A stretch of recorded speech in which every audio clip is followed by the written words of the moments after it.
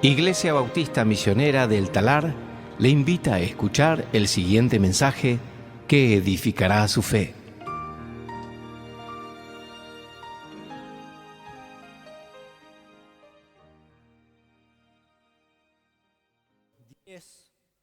Hoy vamos a terminar nuestro estudio de este libro que ha sido realmente maravilloso, ha sido de mucha bendición. Filipenses 4, versículo 10 en adelante. A veces han llegado a la iglesia y me han preguntado, ¿cómo funciona la ofrenda? ¿Cómo funciona la ofrenda? ¿Debo dar el diezmo? Si ustedes anotan cada vez que doy el diezmo, debo poner mi nombre, así mantienen un récord, porque de donde vino hacían eso. Y le digo, no pedimos el diezmo. Es más, el Nuevo Testamento no enseña el diezmo en ningún lado.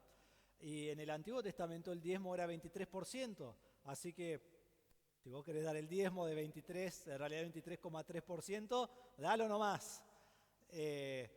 Pero no pedimos el diezmo, no pedimos que den 23,3%.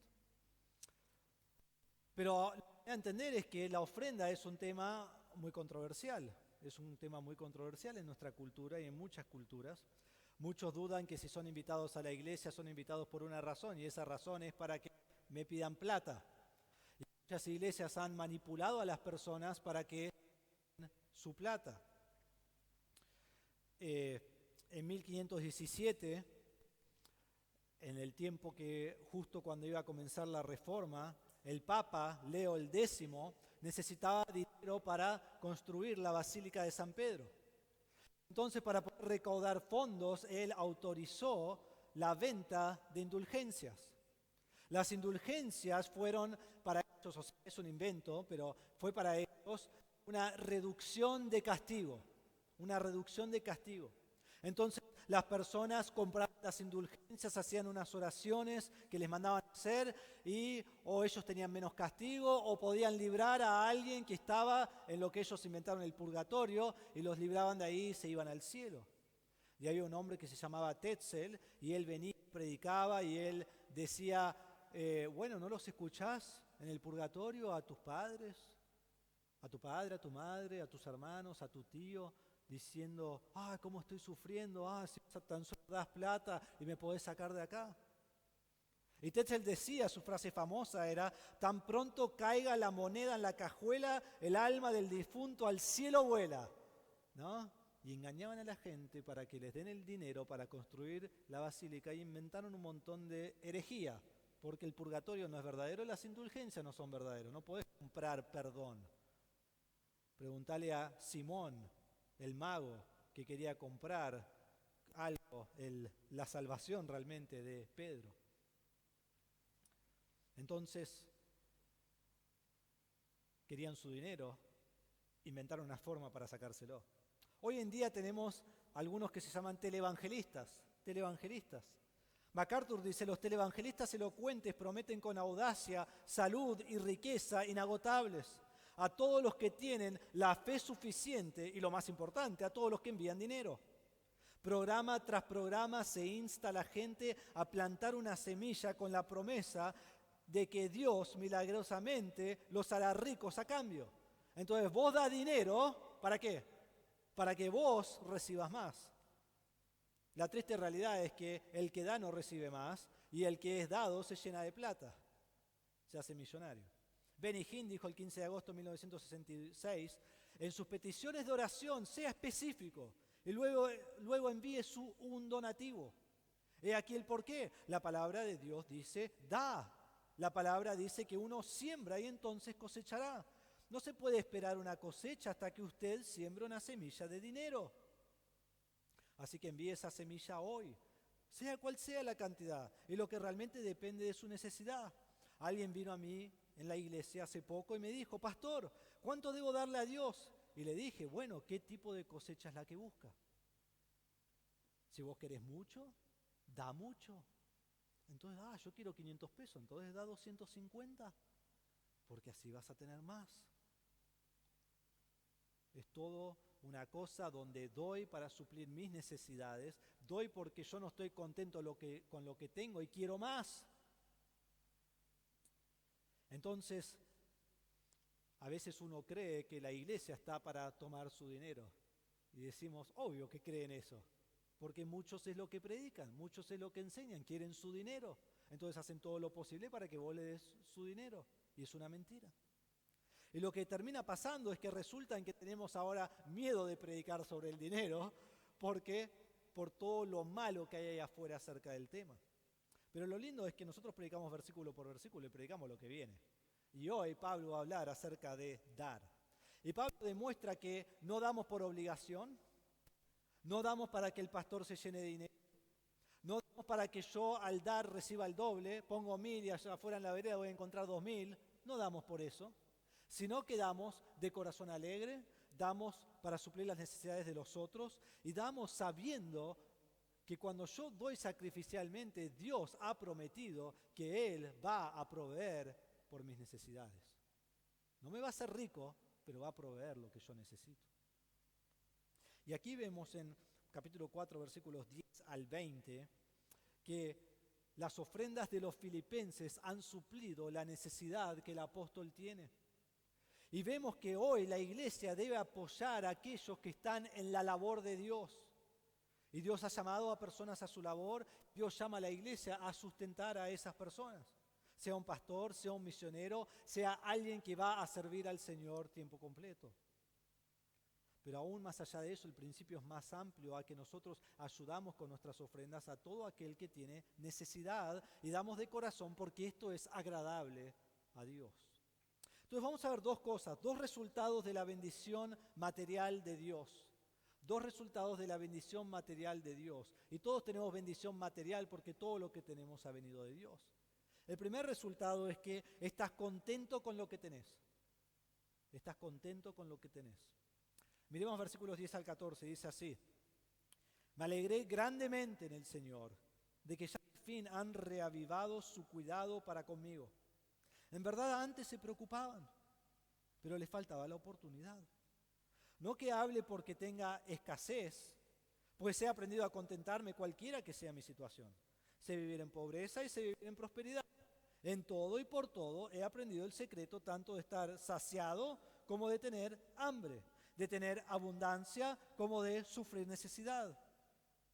Todo lo puedo en Cristo que me fortalece.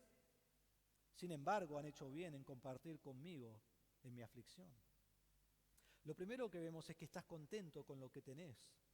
Pablo acaba de terminar toda una sección de exhortaciones, recuerdan que dijo en versículo 1 que debemos estar firmes en el Señor y luego debemos tener unidad, la misma mente en el Señor, debemos regocijarnos en el Señor, debemos esperar en el Señor, debemos tener paz en el Señor, debemos meditar en las virtudes de la Biblia, debemos practicar la verdad de la Biblia. Ha dado toda una serie de cosas prácticas. Y ahora está listo para terminar esta carta. Y va a terminar dando un testimonio de sí mismo. Y todo este final está rodeado alrededor del versículo 18. Versículo 18 dice, pero lo he recibido todo y tengo abundancia, estoy bien abastecido, habiendo recibido de Epafrodito lo que han enviado. Ellos le enviaron un regalo a Pablo y todo lo que él va a escribir está centrado en ese regalo que le han dado. Y vamos a ver todo lo que sale de su corazón y la gratitud que tiene por lo que le han dado. Y en esta sección de versículos 10 al 20, él muestra dos cosas. Primero, él tiene todo lo que necesita en Dios. En Cristo, él se fortalece. En realidad no necesita lo que le mandaron, por un lado. Pero por otro, Dios usa la iglesia para suplir su necesidad. Entonces, por un lado está confiando en Dios, por otro lado, Dios usa la iglesia para suplir la necesidad que Él tiene. Y es así como Dios funciona. Yo tengo una necesidad y Dios la suple por distintas personas. Lo explico así. Nosotros aquí tenemos quizás la iglesia bautista más linda del país, ¿sí? Todos vienen acá y dicen, wow, mirá esta iglesia lo que es. Y empiezan a decir, esto es más lindo que tal y tal. Y digo, no digas eso, no estamos comparando con nadie. Dios nos ha dado una iglesia increíble, un terreno increíble, en un lugar increíble, un salón increíble, todo el edificio increíble, y después nos agregó un estacionamiento. Dios ha suplido todo eso. ¿Cómo lo hace? Por medio de personas, por medio de iglesias, por medio de aquellos que han dado sacrificialmente. Y nosotros damos por lo que Dios nos ha dado, pero aún más pensamos en la gratitud y el corazón de los que lo han dado. Ha sido increíble cómo Dios lo ha usado. Y eso es lo que vemos acá. Entonces, Pablo está completamente abastecido y Pablo está completamente dando gracias a ellos por su regalo. Miren versículo 10, dice, me alegré grandemente en el Señor. Ahora, recordamos que Pablo está hablando del gozo en este libro. Y él ha dicho, oro por ustedes con gozo, les ha mandado a tener gozo en el Señor, a tener gozo en el Señor siempre. Y aquí llegamos al final del libro, Pablo da un testimonio personal y él comienza y ¿qué dice? Me alegré grandemente. Es la misma palabra que gozo. Me gocé grandemente, dicen algunas traducciones. Me gocé grandemente, me gocé mega, me gocé gigantescamente en el Señor. Ahora, ¿por qué se goza?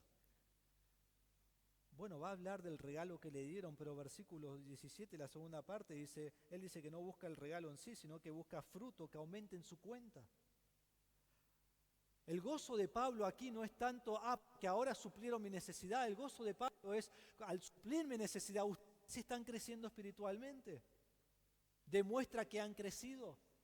Y eso es lo que llena de gozo a Pablo. Y él dice, me alegré grandemente que ya al fin han reavivado su cuidado para conmigo. Esta palabra reavivar tiene que ver con algo que florece. Quizá vos tenés un arbolito o una plantita en tu casa y en esta época del año queda así todo pelado, ¿no? Se le cae la florcita, se le cae la hoja, se le cae todo, queda feo. Y pasa el invierno, está feo y después de repente viene septiembre y hay sol y lluvia todos los días casi al mismo tiempo y empieza a salir la hoja y empieza a salir esa flor hermosa y florece, ¿no? Hubo una época que no. Y el año que viene de nuevo no lo va a hacer, pero ahora ha florecido, ahora ha salido y es hermoso. Y Pablo está diciendo, hubo un tiempo que ustedes no pudieron dar. Ahora se ha reavivado eso, ahora ha florecido eso, ahora ha vuelto a salir y han dado a mí y a mi ministerio. Y él dice, en verdad, antes se preocupaban, pero les faltaba la oportunidad. No es que a ellos no les importaba, a ellos les importaba. Ellos querían ayudar a Pablo, pero no tenían la oportunidad. Ahora es muy interesante que Pablo sabe por qué no pudieron darle, ellos saben por qué no pudieron darle, pero nosotros no. Y yo estaba estudiando y digo, yo quiero saber por qué no le podían dar. Y no sabemos. Quizás no sabían dónde estaba Pablo. Recuerdan que Pablo va viajando acá y acá y acá y acá y acá y acá y acá y no hay internet, no hay teléfono, no hay ni diario, no nada.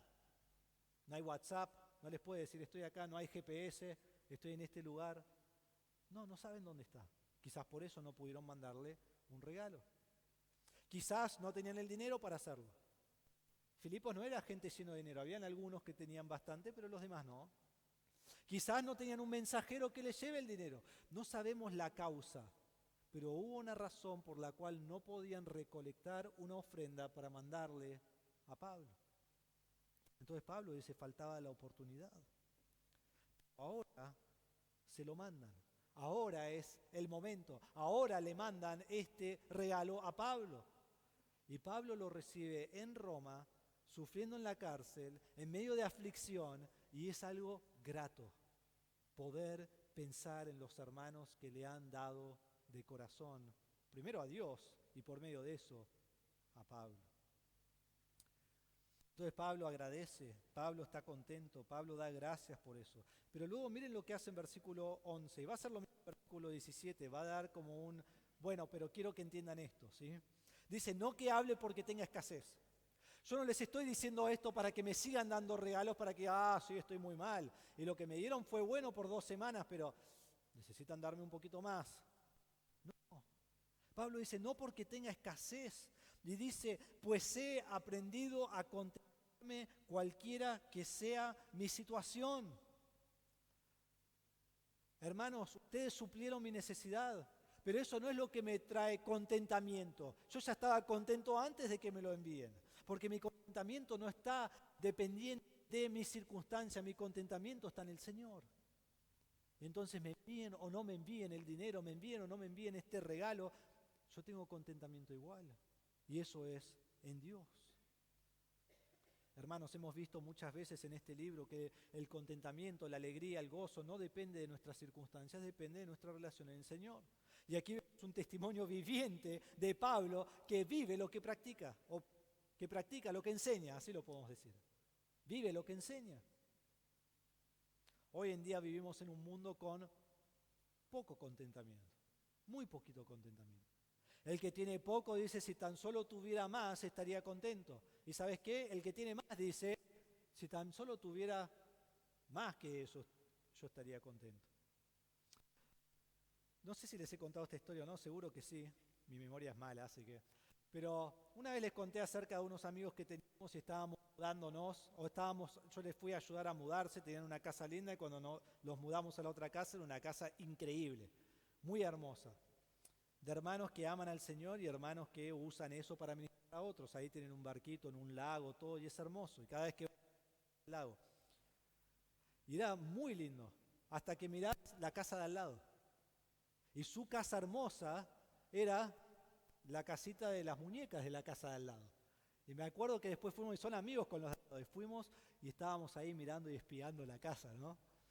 Miramos ahí, hay un cuarto enorme, y me dice, ese es el ropero. ¿No? Estaban como, wow. Ahora, ellos no querían esa casa, pero ¿qué puede pasar a veces? Ahora tengo esto y, pero no puedo estar contento con lo que tengo, quiero eso. Mientras que del otro lado de esa casa seguro que hay una más grande. Hermanos, el contentamiento no depende si tuviera tal cosa como otro tiene, porque hay alguien que siempre tiene más. Y el que está arriba de todo vive sin contentamiento.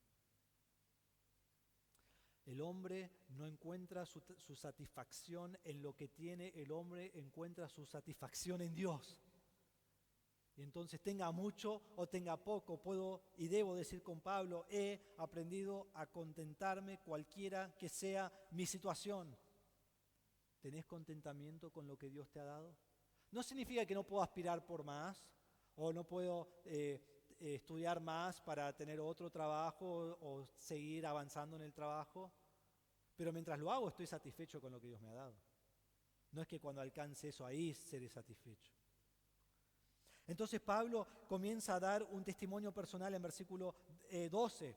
Él muestra y dice, sé vivir en pobreza y sé vivir en prosperidad. Sé vivir con poco, con muy poco, con básicamente nada. Otra traducción dice, sé vivir en humildad, humildemente. Pero también sé vivir en prosperidad. Ahora, cuando lees el Nuevo Testamento, ves como Pablo vive en pobreza, pero nunca recuerdo haberlo visto vivir en prosperidad. Algunos comentaristas dicen que quizás vivía así antes de ser salvo, siendo un fariseo prestigioso. Puede ser, no sé. Pero en algún momento lo vivió porque dice que sabe cómo vivir en prosperidad. Dicen todo y por todo he aprendido el secreto tanto de estar saciado, o sea, de comer y tener tanto en abundancia que ni siquiera termino el plato de comida, eso va, o tener hambre. Que a veces nosotros, ¿no? Cuando el pastor predica mucho tiempo, decimos, no, me estoy muriendo de hambre. Pero realmente alguna vez, como dijo mi suegra, me dijo una vez, hambre nosotros no tuvimos nunca, me dice. Y no le pude decir nada, no tiene razón. Hambre es dolor en el estómago, al punto que no puedes hacer nada más porque te duele tanto que necesitas comida. Pablo sintió hambre. Dice, de tener abundancia, o sea, más de lo que necesito, o, dice así también, de sufrir necesidad, estar nuevamente con hambre, de no tener lo básico que necesito. Entonces Pablo dice, yo he vivido las dos cosas. Y en las dos cosas he tenido contentamiento en el Señor.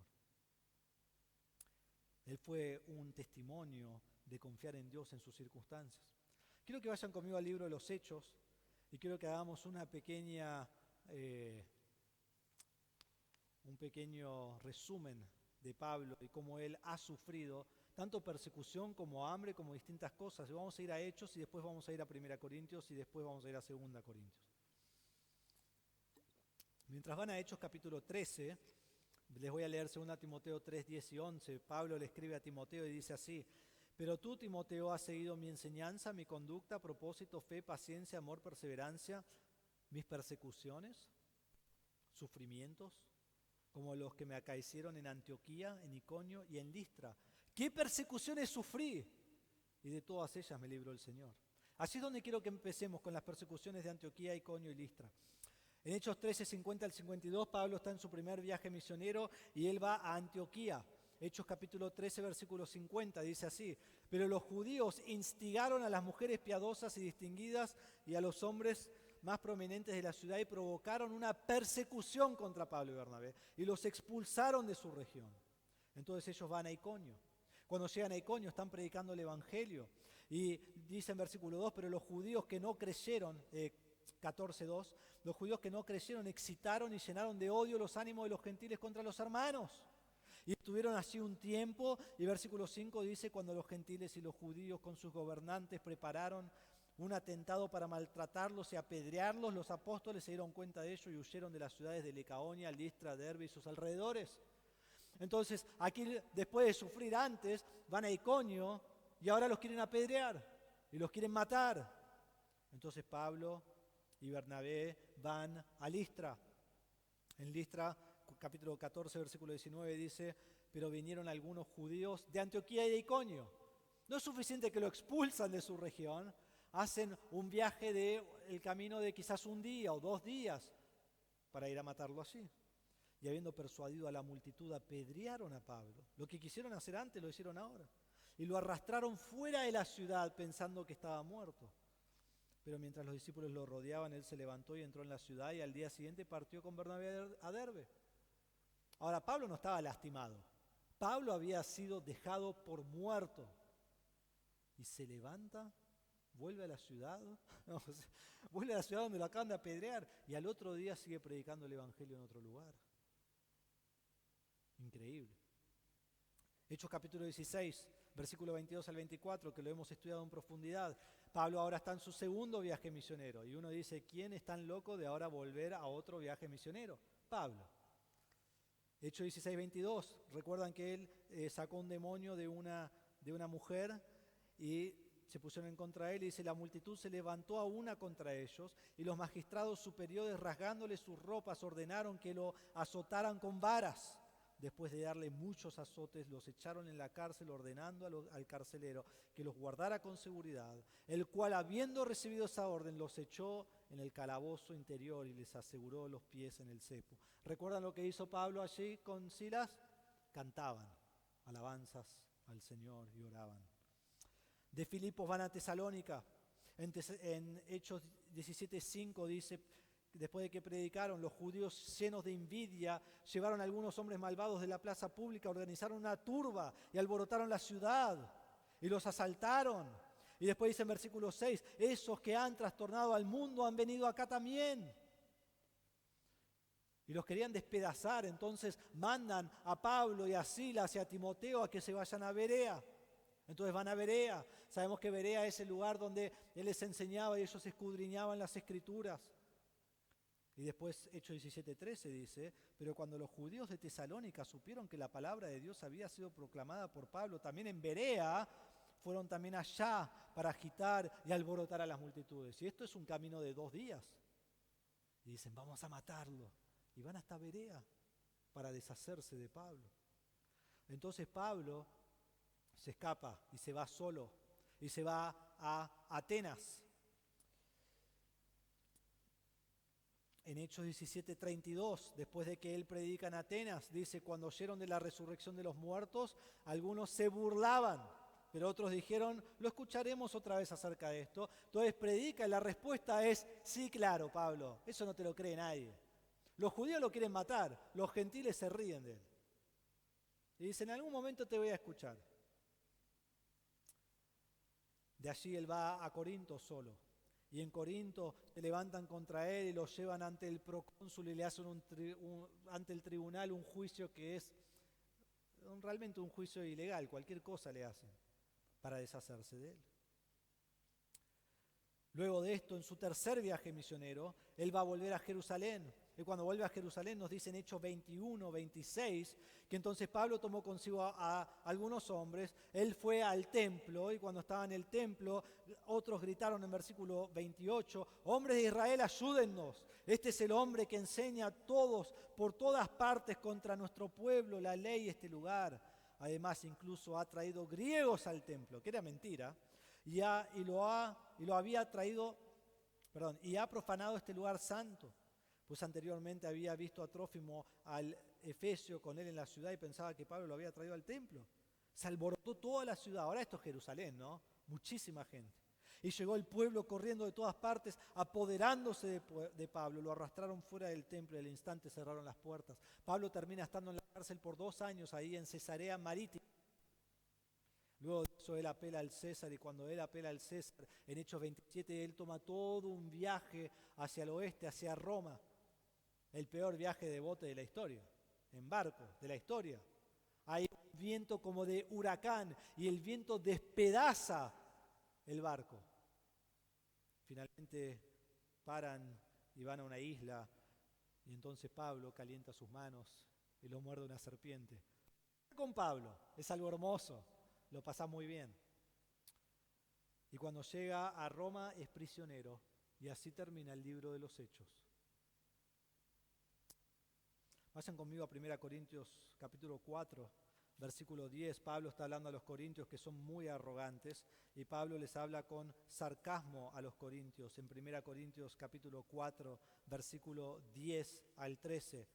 Él dice así allí en ese pasaje: nosotros somos necios por amor de Cristo, pero ustedes prudentes en Cristo. Nosotros somos débiles, pero ustedes fuertes. Ustedes son distinguidos, pero nosotros sin honra. Hasta el momento presente pasamos hambre y sed, andamos mal vestidos, somos maltratados y no tenemos dónde vivir. Nos agotamos trabajando con nuestras propias manos. Cuando nos ultrajan, bendecimos. Cuando somos perseguidos, los soportamos. Cuando hablan mal de nosotros, tratamos de reconciliar. Hemos llegado a ser hasta ahora la basura del mundo, el desecho de todo. Vayan conmigo a 2 Corintios capítulo 4. 2 Corintios capítulo 4.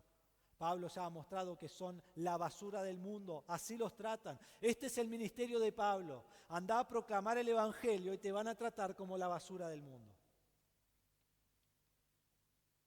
2 Corintios capítulo 4, versículo 8.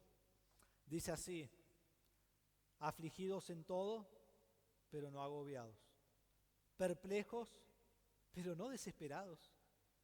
Perseguidos, pero no abandonados, derribados, pero no destruidos.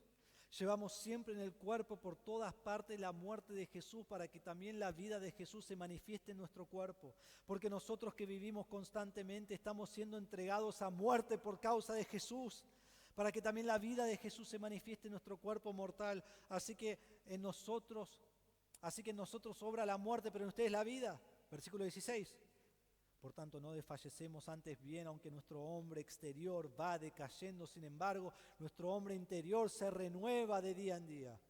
Pues esta aflicción leve y pasajera nos produce un eterno peso de gloria que sobrepasa toda comparación, al no poner nuestra vista en las cosas que se ven, sino en las que no se ven, porque las cosas que se ven son temporales, pero las que no se ven son eternas. ¿Cómo podía sobrellevar todo esto Pablo? Porque su vista estaba en lo eterno. Espero que no te hayas ido de 2 Corintios, anda capítulo 6, 2 Corintios capítulo 6, y después vamos a ir al capítulo 11. 2 Corintios capítulo 6, versículo 3. Pablo dice: no dando nosotros en nada motivo de tropiezo para que el ministerio no sea desacreditado, pues en todo nos recomendamos a nosotros mismos como ministros de Dios en mucha perseverancia, en aflicciones, en privaciones, en angustias, en azotes, en cárceles, en tumultos, en trabajos, en desvelos, en ayunos, en pureza, en conocimiento, con paciencia, con bondad en el Espíritu Santo, con amor sincero, en la palabra de verdad, en el poder de Dios, por armas de justicia para la derecha y para la izquierda, en honra y deshonra, en mala fama y en buena fama, con impostores pero veraces. Somos tratados como desconocidos, pero bien conocidos, como moribundos, pero vivimos, como castigados, pero no condenados a muerte, como entristecidos, pero siempre gozosos, como pobres, pero enriqueciendo a muchos, como no teniendo nada, aunque poseyéndolo todo. Un pasaje más. 2 Corintios 11, 23. Mientras vamos leyendo todo esto y especialmente mientras leemos este último, pensá lo que Pablo dice en Efesios 4:12, en todo sé el secreto de estar contento y no depende de un regalo que recibo. 2 Corintios 11, 23. Este es el mejor de todos. Es el mejor de todos porque debes pensar en tu propia vida y lo que vos y yo sufrimos por el Señor, comparado a lo que Pablo va a hablar aquí. Es increíble. Ni una de estas cosas quisiéramos, y él las tuvo todas. Dice, son servidores de Cristo, en versículo 23, hablo como si hubiera perdido el juicio.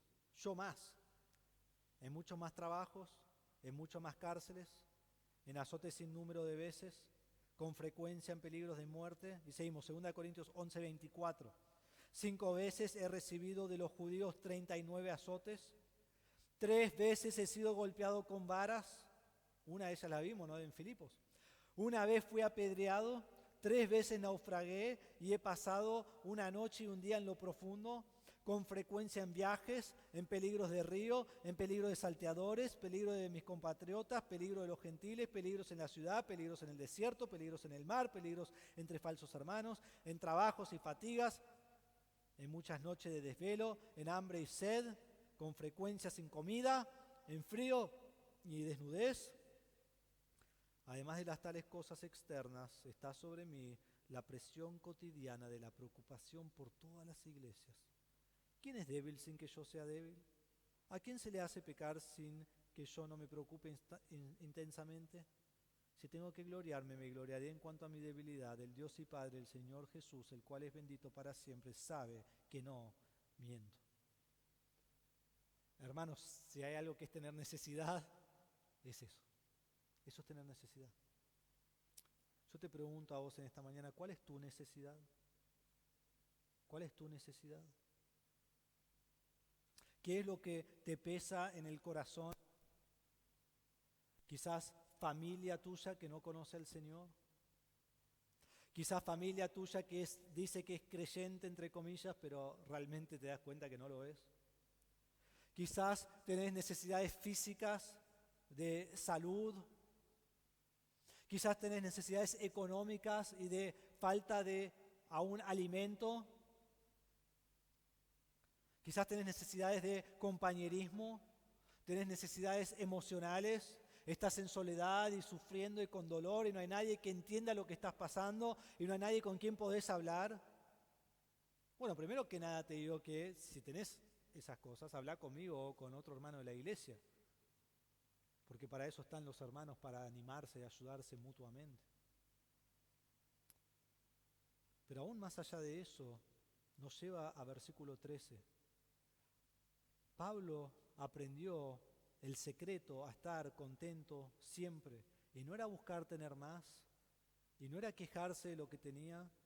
Había un solo secreto, y es versículo 13. Todo lo puedo en Cristo que me fortalece. Un pasaje hermoso y un pasaje usado tan mal, ¿no? Vas a la casa de personas que no conocen al Señor y ahí tienen un cartelito, todo lo puedo en Cristo que me fortalece.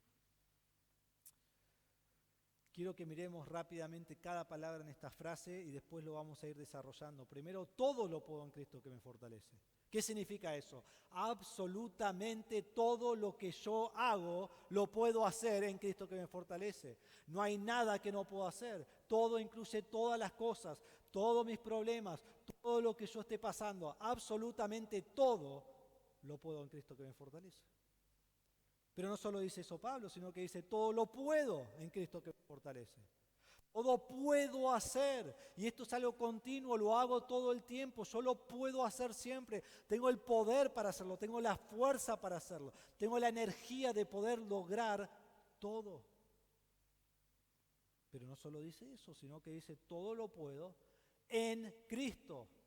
No es que todo lo puedo solo, no es que todo lo puedo por tener una buena actitud, no es que todo lo puedo porque tengo refranes en mi mente de lo valiente que soy, cómo me tengo que esforzar. No, todo lo puedo en Cristo, que significa que si no conoces a Cristo no lo podés todo, no podés nada. Solo en Cristo lo podés todo.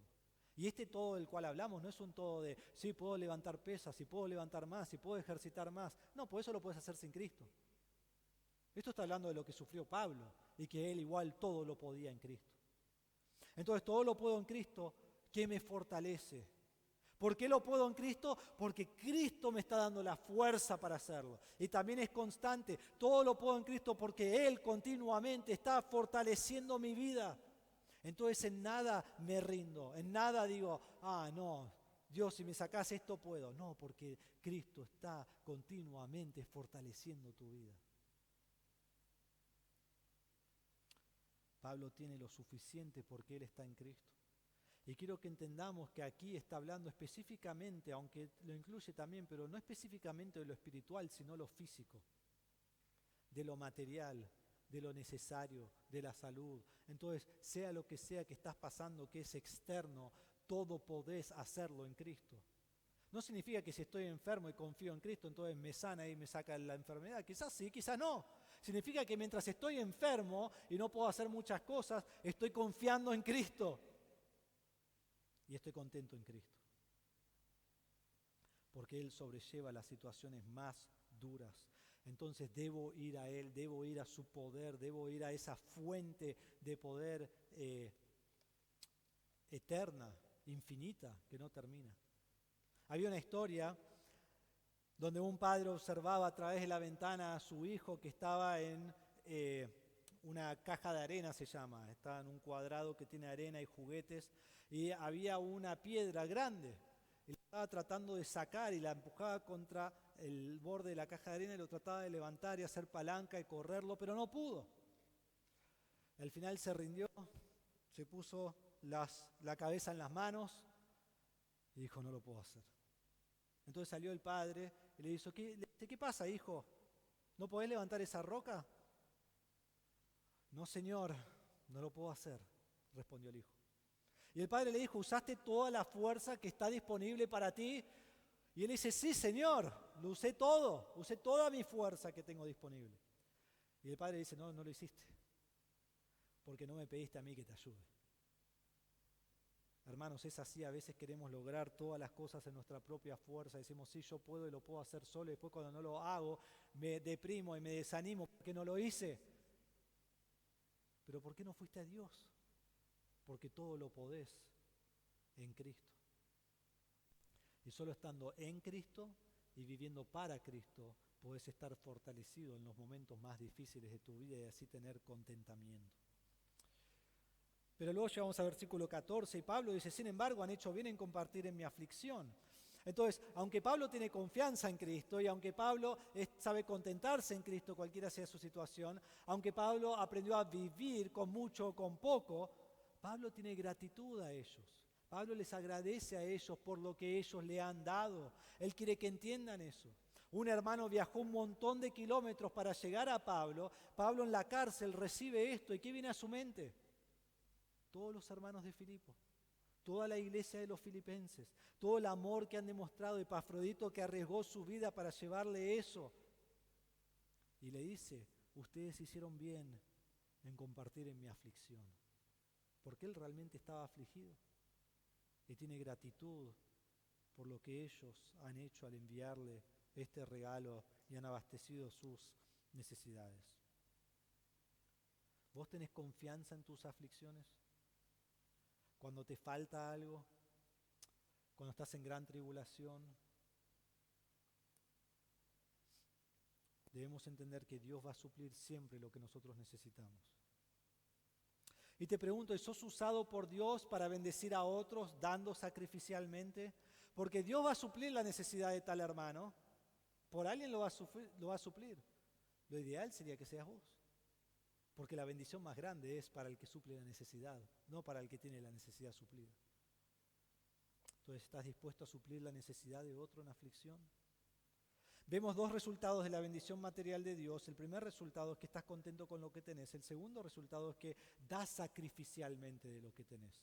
Miren rápidamente versículos 15 y 16, dice, ustedes mismos también saben, filipenses, que al comienzo de la predicación del Evangelio, después que partí de Macedonia, ninguna iglesia compartió conmigo en cuestión de dar y recibir, solamente ustedes. Porque aún a Tesalónica enviaron dádivas más de una vez para mis necesidades. Pablo va a Filipos, el primer lugar que realmente va y predica el Evangelio, el primer lugar nuevo que va y predica el Evangelio en su segundo viaje misionero. Está en Macedonia, está en Europa, está en esa parte del mundo y está predicando el Evangelio. Ellos son salvos, lo hemos visto en Hechos 16. Y después se va a Tesalónica. No está mucho tiempo, pero ellos le envían hasta dinero a Tesalónica. Entonces Pablo dice, nadie más compartía conmigo, nadie más me estaba dando de sus finanzas, nadie más me estaba sosteniendo, solo ustedes. Y cuando fui a Tesalónica, ustedes me ayudaron. Y Pablo da gracias por eso. A pesar de lo que le dieron fue poco. Porque en 1 Tesalonicenses 2:9, cuando Pablo le escribe a los tesalonicenses, dice, pero recuerdan, hermanos, nuestros trabajos y fatigas como trabajando día y noche para no ser carga a ninguno de ustedes, les proclamamos el Evangelio. Y en 2 Tesalonicenses 3:8 dice, ni comimos del balde de nadie, sino que con dificultad y fatiga trabajamos día y noche a fin de no ser carga. Entonces Pablo cuando está en Tesalónica está trabajando, pero dice a los filipenses, ustedes me ayudaron financieramente. Y da gracias por eso. Y fueron los únicos que le ayudaron a él al estar viajando. Y quiero que entendamos esto de los viajes misioneros de Pablo. Cuando Pablo llega a Filipos hay 4 personas. Pablo, Silas, Timoteo y Lucas, que es el escritor del libro de Filipenses. Cuando ellos se van de Filipos a Tesalónica, Silas se queda atrás. ¿Sí? Lucas, se queda atrás, el autor del libro. Lucas queda en Filipos. Y a Tesalónica van Pablo, Timoteo y Silas. De allí se van a Berea, como expliqué hace un momento. Y de Berea, Pablo se va solo a Atenas y Timoteo y Silas se quedan en Berea. Pablo está solo en Atenas, predica el Evangelio y de Atenas él va a Corinto. Y él predica el Evangelio en Corinto. Y si recuerdan en Hechos 18, 1 al 4, Pablo conoce a Aquila y Priscila. Y la Biblia nos dice que él está toda la semana trabajando con ellos y trabajaban en las tiendas, en hacer tiendas. Y después, el sábado, iba a predicar el Evangelio. ¿Hizo esto hasta cuándo? Bueno, Hechos 18:5 dice, cuando Silas y Timoteo llegaron de Macedonia, que es donde está Filipos, Pablo comenzó a dedicarse por completo a la predicación de la palabra, testificando solemnemente a los judíos que Jesús era el Cristo. Entonces vienen Timoteo y Silas de Macedonia, y les voy a decir con certeza, con un regalo de los filipenses, ahora les voy a decir por qué, y Pablo ya no tiene que trabajar en la semana y predicar el sábado, ahora Pablo predica todos los días, porque ya no tiene que trabajar. Ahora, ¿cómo sabemos que eran los filipenses? Bueno, en 2 Corintios 11, 8 al 9, Pablo le escribe a los corintios y dice, a otras iglesias despojé tomando salario de ellas para servirles a ustedes. Cuando estaba con ustedes y tuve necesidad, a nadie fui carga, porque cuando los hermanos llegaron de Macedonia, suplieron plenamente mi necesidad, en todo me guardaré de serle carga. Sabemos que fueron los filipenses porque los tesalonicenses no le mandaron plata, los de Berea no le mandaron plata y no fue a ningún otro lado, en Macedonia. Los filipenses siempre estaban allí para suplir la necesidad de Pablo, increíble. Y lo hicieron por 10 años. Y hubo momentos que no, como nos dijo al principio, pero ahora lo volvieron a hacer. Y esto trae a la memoria todas las veces a la mente de Pablo que ellos le han ayudado. Qué gran gozo. Versículo 17 y 18 nos muestra la importancia de la ofrenda a Pablo. Dice, no es que busque la dádiva en sí, sino que busco fruto que aumente en su cuenta. Lo que ellos le dieron fue de gran bendición. Ellos suplieron la necesidad de Pablo. Pero la importancia mayor de Pablo no fue que su necesidad fue suplida. No es que busque la dádiva en sí, no es que busque el regalo en sí, no es que busque la ofrenda en sí. Eso no es lo que me importa. Lo que me preocupa es que este fruto aumente en su cuenta.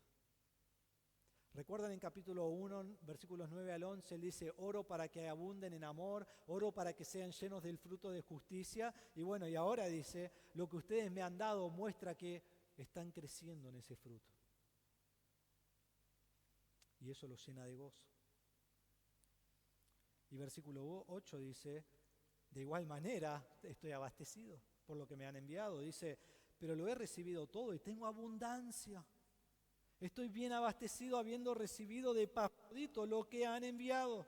Fragante aroma, sacrificio aceptable, agradable a Dios. Epafrodito llegó con este regalo y ahora él tiene en exceso, ahora él tiene sobreabundantemente, ahora él tiene todo lo que necesita. ¿Y qué dice que es esto? Fragante aroma, sacrificio aceptable, agradable, ¿a quién? A Dios. Su ofrenda a mí en realidad fue una ofrenda a Dios. Fue una ofrenda a mí, pero lo dieron porque aman a Dios. Lo hicieron porque querían demostrar gratitud a Pablo. Hay un autor que dice así, dar al siervo de Dios para la obra de Dios es un regalo a Dios, una ofrenda de primera clase. Hermanos, como iglesia, esa siempre debe ser nuestra meta, que nosotros sustentemos a aquellos que están en la obra del Señor. Sea a un pastor que hay que sustentar, sea a un misionero que va a hacer la obra del Señor que sustentar, pero debe ser parte de nuestra mente. Ahora, hoy en día somos una iglesia chica y no tenemos tantas ofrendas para sustentar a alguien tiempo completo, pero esperemos que un día sí, y cuando venga usemos los fondos para hacerlo. Porque yo no sé vos, pero para mí, aunque sea, ahora soy el pastor aquí, pero cuando yo estaba en otras iglesias con otro pastor, yo no quería un pastor que trabaja en un trabajo secular toda la semana. Yo quería un pastor que se dedique en todo a la iglesia y a los hermanos. Y eso es lo que debemos querer para nosotros. En versículo 19 nos da una promesa de Dios. Dice, y mi Dios proveerá a todas sus necesidades conforme a sus riquezas en gloria en Cristo Jesús. La promesa aquí es que Dios va a proveer por todas tus necesidades. Ahora entendamos esto no es que va a prometer abundancia de dinero. Algunos la tendrán, pero no es lo que Dios promete que vas a tener.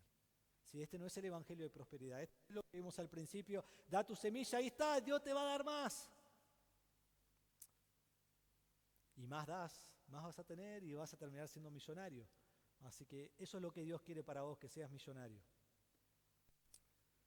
Pablo no pide dinero para que se llene de plata, Pablo no pide dinero para que él se compre mansiones y yates y aviones personales para viajar por todo el mundo. Y Pablo no dice que ellos den por egoísmo, porque eso es lo que es, dar por egoísmo para que yo reciba más. Nunca Pablo dice eso es una mentira del infierno. Es todo lo opuesto. El líder no quiere llenar de plata, el líder aquí, Pablo, es un hombre que quiere avanzar el evangelio y esto lo ha ayudado para hacerlo.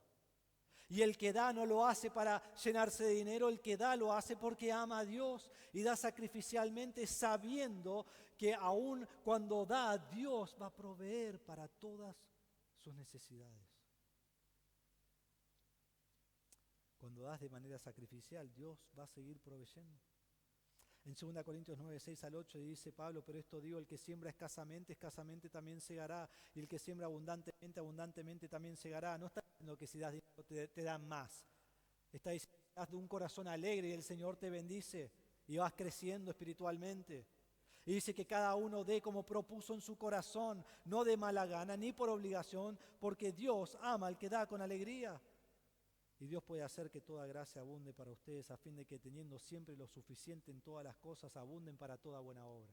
¿Cómo doy para recibir más? No. ¿Cómo doy por obligación? No. ¿Cómo doy porque fui manipulado? No.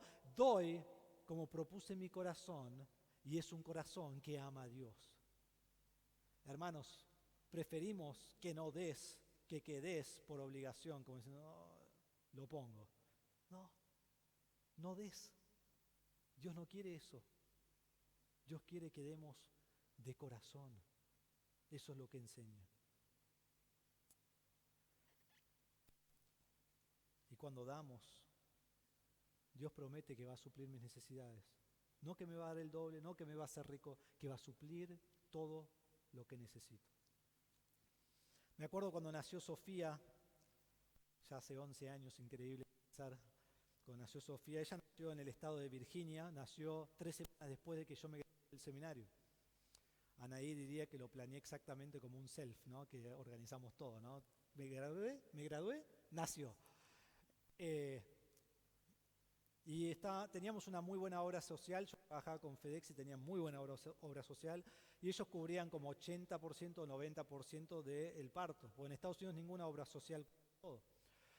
Y fuimos a un hospital que era buenísimo. Demasiado bueno me parece. Porque después ya nació Sofía, pasaron 2-3 semanas y me llega algo en el correo y lo abro y era una factura de $500. O más o menos ese precio. Y dije, wow, yo no tengo plata, no teníamos nada, nosotros éramos re pobres. Y dije, bueno, pero tengo suficiente para pagar esto. Dios, que no me llegue otra, ¿no? Pasó 1 o 2 semanas, abro, me llegó otra boleta de $1,000 o $1,200 más o menos, era un montón. Y justo ¿no? Alguien nos había dado un obsequio y con eso lo pagué. Y pensé, Señor, que no sea algo mensual. Pero en Estados Unidos es así, te hacen todo tu servicio, te tratan como rey y después a la semana te das cuenta por qué eras rey, ¿sí? Porque tenés que pagar como rey. Y pagás todo después, nunca sabes lo que vas a pagar. Y saben que nunca llegó otra. ¿Saben por qué no llegó otra? Porque yo no tenía el dinero para pagarlo. Y si hubiera llegado, Dios lo hubiera provisto. Porque Dios siempre provee todo lo que necesitamos.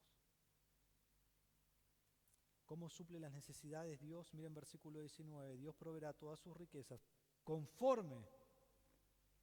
todas las necesidades conforme a sus riquezas en gloria en Cristo Jesús. Dios no da de sus riquezas, el millonario que te da 5 pesos. Dios da conforme a sus riquezas, el millonario que te da 100,000 pesos. ¿Entienden? Da conforme. ¿Y conforme qué da Dios? Si Dios lo tiene todo, conforme a la infinidad de su riqueza. Dios me da lo que yo necesito. Y decir, bueno, que me dé más, si quiere dar conforme a la... Dios sabe lo que necesitas. Y Dios sabe aún que si tenés más de lo que necesitas, eso no es bueno. ¿Vieron aún, si te pones a leer los que ganaron la lotería, muchos de esos peleándose entre familia, termina habiendo homicidios y suicidios? Son cosas increíbles que la plata hace. Dios da lo que necesitamos. Y no está hablando solo de monetariamente, sino en todo lo que necesitamos. Hay un autor, se llama James Boyce, y él dice así: esta es quizás la promesa más increíble de la Biblia, porque incluye las demás promesas. ¿Necesitas salvación? Dios la provee. ¿Necesitas fuerza en las tribulaciones? Dios la provee. ¿Estás con soledad? Dios trae consuelo. ¿Estás desanimado? Dios te anima y te levantará. Ninguna necesidad queda excluida. Dios se ocupa de todo. De todo. Dios suplirá todo de acuerdo a su gloria. Y miren la respuesta de Pablo, versículo 20: a nuestro Dios y Padre sea la gloria por los siglos de los siglos. Amén. Pablo no se puede contener. Pablo ha escrito toda esta carta, recordado lo que ellos han hecho por él, está lleno de gozo, no se puede contener y explota y prorrumpe en una doxología. Y dice, gloria a Dios. Gloria a nuestro Rey, que reina para siempre. Gloria a Dios, porque Él lo ha hecho por medio de ustedes. Hermoso cómo termina el libro. Y rápidamente miremos el saludo final. Dice, saluden a todos los santos en Cristo Jesús. Esto es que saluden a todos los que están allí en Filipos, que conocen al Señor. Termina la carta, comienza en Cristo Jesús. Todo aquel que es salvo es aquel que está en Cristo. Dice, los hermanos que están conmigo los saludan. Saben que por lo menos es Timoteo, que estuvo ahí cuando escribió, porque lo dice en Filipenses 1:1. Quizás Epafrodito, que lleva la carta, pero lo saludan. Y dice, todos los santos los saludan. Seguramente todos los de las iglesias de los que están en Roma los están saludando. Especialmente los de la casa de César. Él fue y lo pusieron en prisión allí en la casa de César, y ahora la casa de César está siendo salva. Lo tendrían que haber matado, porque él está dando vuelta el imperio romano por predicar el evangelio. Y él le dice, ellos lo saludan, y para ellos hubiera sido muy importante porque son una colonia romana. La gracia del Señor Jesucristo sea con el espíritu de ustedes. Habla del gozo que tenemos que tener, habla de la unidad que tenemos que tener. Dice, la gracia sea con ustedes, con su espíritu, con todos juntos. Mayormente en sus cartas dice, la gracia sea con vos. ¿sí? No dice siempre el espíritu de ustedes, pero Él quiere hablar de la unidad. Y así termina la carta. Eso era como un apéndice, ¿no? Para meterlo aquí con nuestro mensaje. Entonces terminamos, 2 resultados de la bendición material de Dios. Primero, ¿estás contento con lo que tenés? Debemos aprender el secreto del contentamiento. El secreto del contentamiento no es tener más, no es tener lo que tiene el otro. El secreto del contentamiento es todo lo puedo en Cristo que me fortalece. Tenga mucho, tenga poco, Dios me ha dado lo que Él quiere que tenga, debo estar contento. Entonces, hermano, ¿cuál es tu necesidad? ¿Todo lo podés en Cristo que te fortalece? Segundo, el otro resultado de la bendición material de Dios es que doy sacrificialmente de lo que tengo. Doy sacrificialmente de lo que tengo. Con un corazón alegre, como propuse mi corazón, porque amo a Dios, no por obligación, no porque alguien te manipula, sino porque amo al Señor. Y entonces ayuda a los que necesitan, ayuda al obrero de Dios, ayuda a algún misionero, ayuda a la iglesia, ayuda a otras iglesias, porque amo a Dios. Dice Pablo que esto agrada al Señor. Y hermanos, es más bendecido dar que recibir. Yo no sé ustedes, pero cuando yo era chico y era mi cumpleaños, era Navidad, recibía un montón de cosas, estaba tan contento, eran los mejores días del mundo, ¿no? Y ahora de grande no recibo casi nada. Y doy. Y me pone más contento ver a mis hijos recibiendo de lo que era para mí recibir. Y es así en todo en la vida. Es más grato dar que recibir. El niño no lo entiende, pero el adulto lo entiende bien. Y cuando sos abuelo seguro que lo entendés aún más, ¿no? Todavía no me tocó. Entonces, ¿das de manera sacrificial al Señor? ¿Qué? ¿El diezmo? No, no, no. Según lo que propusiste en tu corazón ante Dios, de acuerdo a lo que Él te ha dado. Para algunos es el diezmo, para algunos es menos, para algunos es más. Es según das amando al Señor.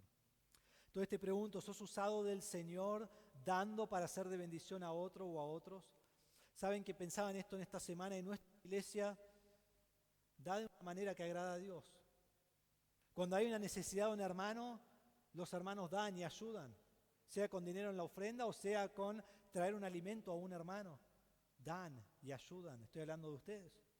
Cuando tuvimos nuestra ofrenda de Navidad, teníamos que llegar a cierto número para dar a otra iglesia para que hagan construcción y superamos por un montón eso. Y le dimos de más. Y no saben la gratitud que ellos tenían. Era como Pablo describiéndolo. Es algo hermoso. Pero te pregunto, ¿ese dar de la iglesia en conjunto te incluye a vos? ¿Te incluye a vos? O decís, sí, qué bueno, sí, en realidad son los demás, yo no. Cuando yo era chico estaba en la primaria y tuvimos un examen de matemática. No recuerdo muchas cosas, pero recuerdo este día. Estábamos en y entró la maestra de matemática y dice, ya corregí todos los exámenes y los quiero felicitar a todos. Aprobaron todos menos 2 personas, así que dense un aplauso, sonríen y todos, sí, qué bueno, aprobamos, sí, qué bueno, qué... Me llegó la nota, yo desaprobé. Yo desaprobé. Así que no me pregunten nada de matemática, ¿no? Era el burro de la clase. ¿Este sos vos? El pastor dijo que damos muy bien como iglesia. En realidad yo no doy nada, pero que no sea vos. Que demos de corazón alegre, porque esto agrada al Señor. Entonces, 2 resultados de la bendición material de Dios. Estoy contento con lo que tengo y doy de manera sacrificial. Y confío en Dios que va a suplir todas mis necesidades y voy a dar a Él para bendecir a otros. Vamos a orar. Padre, te damos gracias por tu palabra en esta mañana, te damos gracias que es viva y eficaz. Te pido, Señor, que podamos entender bien este mensaje. Te pido que nunca en esta iglesia, desde este púlpito, nunca se manipule a alguien para dar, nunca se le diga que si da va a recibir más. Nunca, Señor, sino que cada uno demos de acuerdo a lo que hemos recibido, con amor a Dios, dando como propusimos en nuestro corazón, no de mala gana. No te importa la cantidad de dinero, te importa nuestro corazón. Y así demos sacrificialmente al Señor. Y sepamos que tú vas a suplir todas nuestras necesidades, no solo monetarias, sino absolutamente todo. Y Padre, te pido que si hay alguien aquí que no te conoce como Salvador, que hoy crea en Cristo Jesús como su Salvador personal y así reciba la vida eterna y sea llamado Hijo de Dios. Te damos gracias por tu palabra en el nombre de Jesús. Amén.